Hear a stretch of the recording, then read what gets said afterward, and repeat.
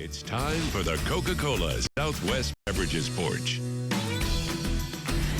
Good morning, everybody. Things are getting wild here on the Coca-Cola porch. Starting this segment with a ball python on my lap. This is from Safari Sanctuary in Broken Arrow, which has been providing a safe place for exotic animals that can't be released into the wild for nearly 30 years now. Founder Lori Ensign is with us this morning. So glad to have you. Good morning. Good morning. Thank you for having us. And we cannot leave out Kiwi, the emu. My little baby emu.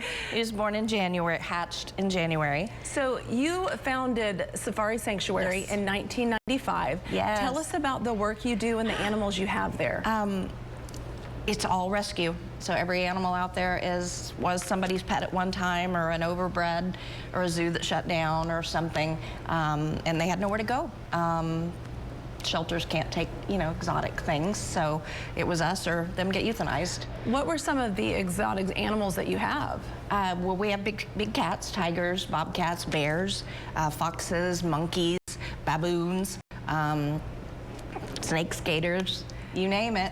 And that's the thing, whenever you have a wild, exotic animal that you try to bring into your home, once you're done with it, you can't just let it out in the wild, which is why you all are there. And they're humanized, so there is no way to release them. And I mean, it's not like we can take them back to Australia or Africa or wherever. They would just get eaten or beaten up.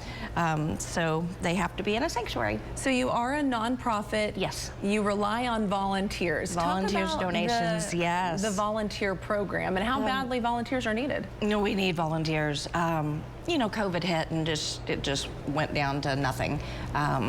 And so, we have 2 or 3 that come a day now, but we need a lot more. And it's good for kids, it's good for seniors. If you're bored and you want to come out and cut some fruit and make food bowls, kids can come out and scoop some poop and give them, away from the cell phone for a little bit. So it's good for you.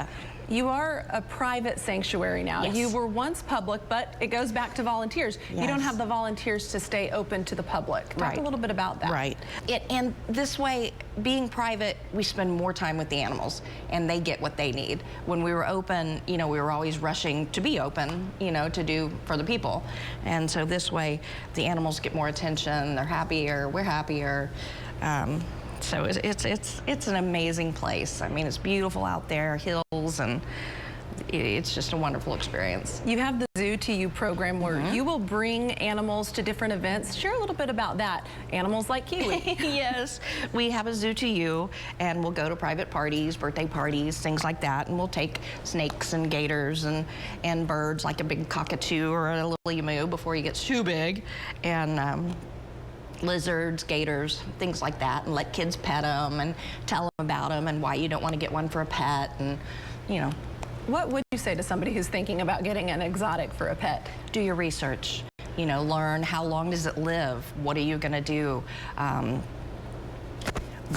What does it eat? Is there a veterinarian that can care for it in this area?